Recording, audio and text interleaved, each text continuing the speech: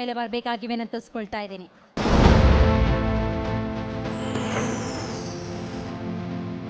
M A. Karun ಇವರು ಸಮಾಜ ಸೇವಕರು ಹಾಗೂ ಶಿಕ್ಷಣ ತಜ್ಞರು. ಹಿರಿಯ ಕಾಂಗ್ರೆಸ್ ಮುಖಂಡ ಹಾಗೂ ರಾಜಕೀಯ ಮುತ್ಸದ್. ತಂದೆ ಎಂ.ಎನ್. ಆನಂದ್ ಅವರ ರಾಜಕೀಯ ಗರಡಿಯಲ್ಲಿ ಪಳಗಿರೋ ಇವರು ಡಿ.ಕೆ. ಸುರೇಶ್ ಹಾಗೂ ಡಿಸಿಎಂ ಡಿ.ಕೆ. ಶಿವಕುಮಾರ್ ಅವರ ಅಚ್ಚುಮೆಚ್ಚಿನ ಶಿಷ್ಯರಾಗಿದ್ದಾರೆ. ಯುವ ನಾಯಕರಾದ ಇವರು ಚನ್ನಪಟ್ಟಣ ಕಾಂಗ್ರೆಸ್ ಪ್ರಚಾರ ಸಮಿತಿಯ ಅಧ್ಯಕ್ಷರು ಆಗಿದ್ದಾರೆ. ಹಾಗೆ ಒಕ್ಕಲಿಗರ ಹಿತರಕ್ಷಣಾ ಹೋರಾಟ ಸಮಿತಿ ಖಜಾಂಚಿ. ಯುವ ಕಾಂಗ್ರೆಸ್ ಸಮಿತಿಯ ಸದಸ್ಯರಾಗೂ ಸೇವೆ ಸಲ್ಲಿಸಿದ್ದಾರೆ.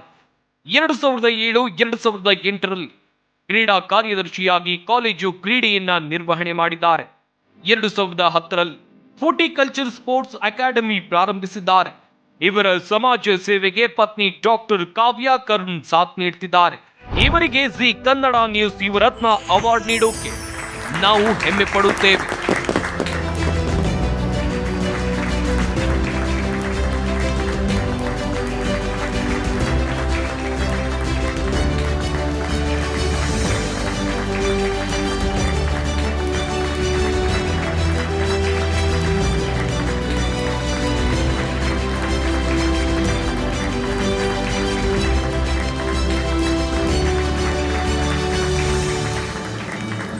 ಎಷ್ಟು ಖುಷಿ ಆಗ್ತಾ ಇದೆ sir Zee Kannada news Yuvaratna award ಪಡೆದ ಮೇಲೆ?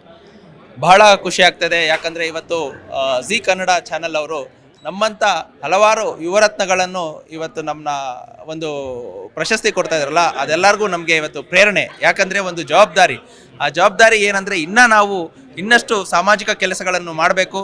ಇದಕ್ಕೆ ಬರೀ ನಾವು ಮಾತ್ರ ಅಲ್ಲ, ನಮಗೆ ಸಹಾಯ ಮಾಡಿದಂಥ ಹಲವಾರು ಜನ ಇದ್ದಾರೆ. ನಮ್ಮ ಫ್ಯಾಮಿಲಿ ಆಗಿರ್ಬೋದು, ನಮ್ಮ ವೈಫ್ ಆಗಿರ್ಬೋದು, ನಮ್ಮ ಸ್ನೇಹಿತರುಗಳಾಗಿರ್ಬೋದು, ಎಲ್ಲರೂ ಸೇರಿ ಇನ್ನೂ ಒಳ್ಳೆ ಸಮಾಜ ಕಟ್ಟೋ ಒಂದು ಕೆಲಸಗಳನ್ನು ಮಾಡಬೇಕು ಅಂತ ನಾನು ಇವತ್ತೆಲ್ಲ ನಮ್ಮ ಯುವಜನಕ್ಕೆ ಅದಕ್ಕೆ ನಾನು ಈ ಅವಾರ್ಡನ್ನು ಅವ್ರಿಗೆ ಅರ್ಪಿಸಿ ಎಲ್ಲರೂ ಇದೇ ಥರ ಇನ್ನು ಹೆಚ್ಚು ಕೆಲಸ ಮಾಡಬೇಕು ಅಂತ ಕೇಳ್ಕೊತೀನಿ. ಸರ್, ಪ್ರತಿಯೊಂದು ಗೌರವಗಳು ಸಮಾಜದಲ್ಲಿ ಜವಾಬ್ದಾರಿಯನ್ನು ಹೆಚ್ಚು ಮಾಡುತ್ತಂತೆ.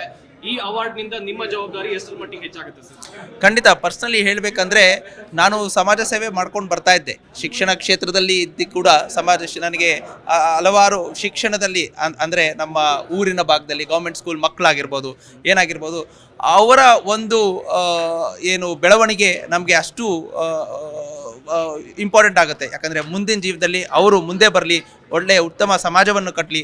ಈ ಒಂದು ಕಟ್ಟೋದಕ್ಕೆ ನಮಗೇನು ಶಕ್ತಿ ನೀವು ಕೊಟ್ಟಿದ್ದೀರಾ, ಈ ಶಕ್ತಿ ಇನ್ನೂ ಹತ್ತರಷ್ಟು ನಾವು ಅವ್ರಿಗೆ ತಿಳಿಸ್ತಾ ಈ ಒಂದು ಒಳ್ಳೆ ಸಮಾಜವನ್ನು ಕಟ್ಟುತ್ತಾ ನಾವೆಲ್ಲರೂ ಮುಂದೆ ಬರೋಣ ಅಂತ ನಾನು ಇವತ್ತು ಹೇಳಕ್ಕೆ ಇಷ್ಟಪಡ್ತೀನಿ. ಸರ್, ಮತ್ತೊಮ್ಮೆ ಅಭಿನಂದನೆಗಳು. Thank you sir Zee Kannada news ಜೊತೆಗೆ ಮಾತನಾಡಿದ್ದಕ್ಕಾಗಿ. ನಮಸ್ತೆ, ಎಲ್ಲರಿಗೂ ವಂದನೆಗಳು.